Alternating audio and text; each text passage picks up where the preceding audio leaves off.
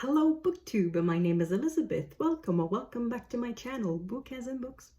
I have questions for you. I would like to have your opinion. A few days ago, Steve Doshue made a video about clout. It was a live stream. It's very long. It's kind of rambly. You don't have to watch it. I'm going to leave a link in the description box below. But the idea, the word clout, sort of resonated with me. It reminded me of a comment I read on BookTube somewhere. I don't remember if it was a comment under one of my videos or if it was under someone else's video, but it was a comment made by Ursula's Odds and Sods. She had said, if I had clout, I would start a readathon, and then she went on to explain her idea, which was very good. I would totally follow that readathon.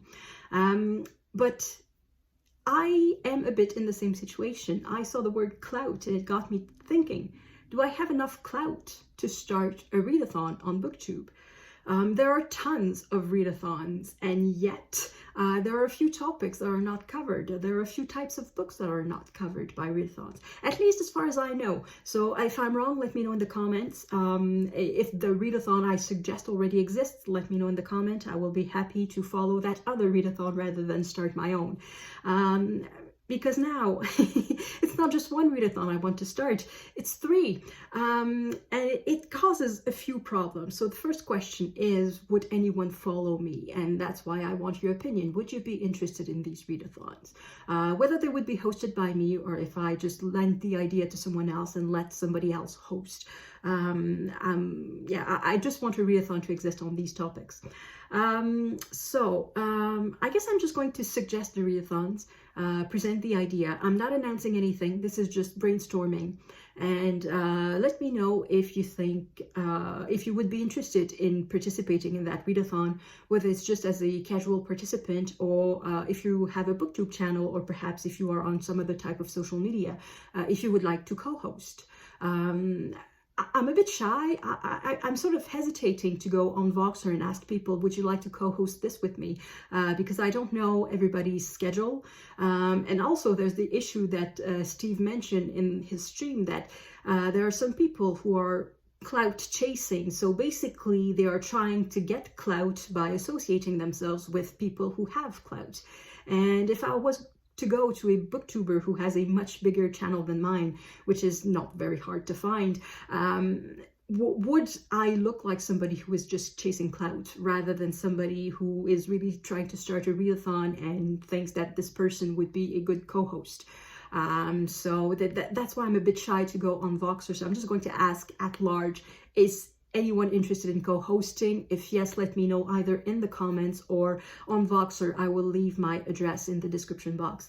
And I guess I will also mention readathons that already exist. So I'm going to leave information on everything that I mention, every channel that I mention in the description box. So first idea of readathon that I had that one last year. Last year I thought, okay, if by March I have 500 subscribers, I'm starting it. And at the time I had about 300 subscribers. So now I have double the subscribers and I'm still shy of starting it because now I'm thinking, well, perhaps 1,000 subscribers would be more credible. But anyway, I'm just going to get the idea out there, and if anyone's interested, let me know. So I wanted to create a readathon that would be a bit of a counterbalance, I guess, to Nonfiction November. Nonfiction November is basically the only readathon we have that is focused exclusively on nonfiction and that doesn't have a specific topic. So there are a few other readathons that focus on nonfiction, but they are topic specific. So for example, there's Springathon, which is books about natures, and there's Historathon 2023, which is new, which is books about history. But I suppose in a way that the people who participate in these readathons, they're not just nonfiction readers, they are readers of these particular types of nonfiction already. So I was thinking it would be fun if there was a readathon that was not topic specific, but that was nonfiction specific. So the only subgenre of nonfiction that I can think of that is not topic specific is biography and memoir. Because there are biographies and memoirs about every subject under the earth, under the sun, on the earth, under the sun. the topics are as numerous as there are people on the planet. So it's basically that. You could read about dead people, about living people, famous people, unknown people, ordinary people who went through extraordinary things, very famous people who did nothing of their lives. You could read, there's no limit to what you can read in biography and memoir. And also I know that memoir is very often the gateway of many fiction readers into nonfiction. So I thought it would be nice if there was a readathon for that. So since it would be a counterbalance to Nonfiction November, I thought it would be nice to have it in the spring. If I was to be the host of such a readathon, I would be a little bit selfish and not set it in a month that is already full of reading events I want to participate in. So that would leave basically the month of April free, because in March there's already March Mystery Madness, there is the Irish Readathon, there's March of the Mammoth, there is Middle Grade March, there is, I think, Readathon is also in March. Anyway, there's a whole bunch of things going on in March. And in May, there's also a whole bunch of things going on in May. There's May of the Moderns, there's the Asian Readathons, there's maybe Midrash, there's Springathon, Horror Mayhem. There's a lot of things going on in May. So I was thinking April would be a better time. There are other readathons going on in April because the BookTube calendar is full. There's always so many events. But I was thinking of April yeah, and I already had thought of a name. It would be People April. So yeah, let me know in the comments if you think it's a good name or not. I also have prompts because, as I said, this readathon I've had in mind for a little while. So that one would be almost ready to go. If there's interest, I can announce it in March, and there we go, it happens in April. So that's the first idea. Second idea, this one is a bit more recent. It's a bit of a reaction idea. In January, I saw the announcement for Regency, and I had seen the announcement last year, but apparently last year it didn't, I don't want to say bother me, but last year it didn't spring anything in mind. So this year it did spring something in mind.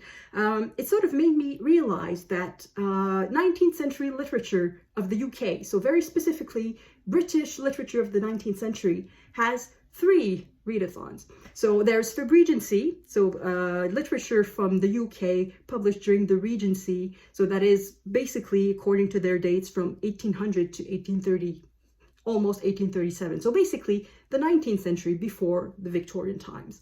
And then there's, of course, Victober, which focuses on Victorian literature. So literature published from 1837 to the end of the 19th century. And then there's, of course, Jane Austen July. So that one is much more specific. It's a specific author, but it's still 19th century British literature. And yet, I don't think British literature is the best literature in the 19th century. I think French literature of the 19th century is so much more interesting. And also Russian literature, which is really good.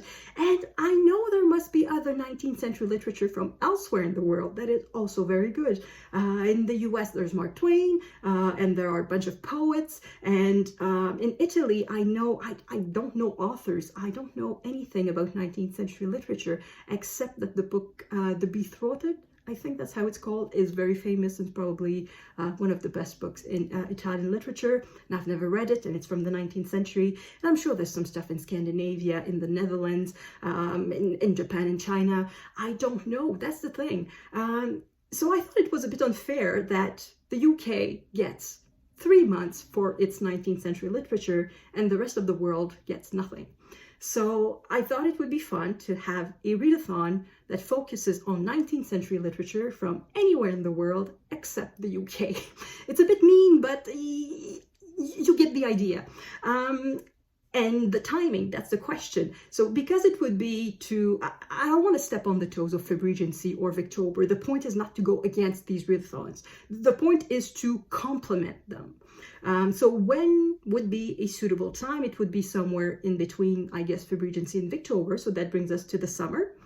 I don't want to set it in June because June is busy and there's a lot of things going on in June, such as it's Pride Month for a lot of people. It is Ancients-a-thon. So that would be, I think, in direct competition because, yeah, anyway, I want to read ancient literature, so I'm not going to read 19th century literature in June. What else is there in June? There's June on the Range, there's Readathon. There's a whole bunch of things going on in June, so I don't want to set it there. And then there's August, also a whole bunch of things going on in August. So there's Garb August, which is new from last year, but I think is going to have a long life on BookTube. And for a lot of people, it's Women in Translation Month. It's August of Adventure. It is, what else? There was another one. Anyway, so August is also very busy. So that leaves us July. I know there's Jane Austen July, I just mentioned it, but I think in this case, the 19th century readathon would not go directly against Jane Austen July. It could be a bit of a compliment, because a lot of people are interested in classics, but not necessarily just Jane Austen. Not everybody loved Jane Austen to the point of wanting to reread her books every year. I can understand that. I love Jane Austen personally, but I understand that. And also there's always a prompt in Jane Austen July that is read a contemporary of Jane Austen, and nothing says it has to be a UK contemporary. It could be a Russian contemporary, a French contemporary. So it could be a compliment. And I had an idea for the name. I thought it could be the Forever 19 Readathon. So again, let me know in the comments. Do you think it's good? Do you have a better idea? So that would be the second idea. And the third idea, that one is very recent, so it doesn't have a name and it doesn't have any specific form in my mind. And it doesn't really have a specific slot in my mind in the calendar, though there's not that many available. It would be a readathon focused on art in general. So that would be painting, sculpture, dance, cinema, photography, architecture, even literature, but not us reading literature, but perhaps books on literary criticism or something like that. In my mind, it's mainly a non-fiction readathon, but it could also include fiction, novels set in the art world where the main characters are dancers, painters, musicians, and things like that. So I thought that could be fun. It's inspired in large part by the channel of Heather Gregg. She's new to BookTube, well, relatively new. She started last year, but she shows us, she takes us with her to exhibits, and exhibitions. Anyway, she takes us to the museum, to the art gallery, and it's just beautiful, and I just enjoy this so much. And she shows us art books, and yeah, I think it would be nice if there was a readathon on art.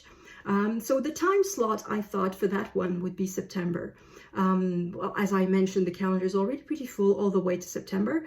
And then after September, there's Victober in October, and there's Nonfiction November and the Indigenous Readathon in November. And December and January, I kind of like that these months are kind of free of readathons. There are readathons if you're interested in them, but for me, I would like to take the 2 months off a little bit from readathons. So that would leave us September. There are other events in September, notably Shorty September, where you are invited to read short books, but that's not necessarily incompatible with any other readathon. And there's also Shaktember, where we are invited to read about, well, Shakespeare plays and Shakespeare sonnets, but also anything Shakespeare related. And that could fit very well with a readathon about art, because I can already see you could read a book about the construction of the Globe Theatre, for example. That would be a book about architecture, but it's also linked to Shakespeare. You could read a book about people creating a play of Shakespeare. You could read a memoir about an actor who played in Shakespeare. Anyway, I'm getting ahead of myself. It doesn't have to be about Shakespeare. It can be about anything. That's the idea. Just to say that, yeah, I think September would be a good time for an art readathon, but it could be at another time. So yeah, so basically I just want your opinion. Do you think these ideas would be good ideas for readathons? Do you think, well, I don't think you're going to say no. I'm going to ask, do you think I would be a good host? But I'm pretty sure nobody's going to say no. It's a bit like saying your dog is ugly. Nobody ever says that. So anyway, these are my ideas. Do you think, would you be interested in participating in these readathons? If I started them, if you have a BookTube channel, or if you're active on some other social media, would you be interested in co-hosting?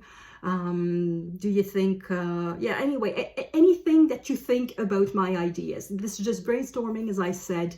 Would you like something of the sort?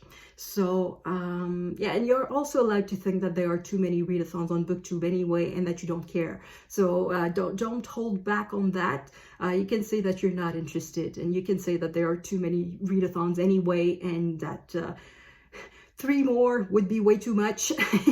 You can say all of that. So anyway, I just want your opinion. So thank you for watching, and I will see you in the next video. À la prochaine.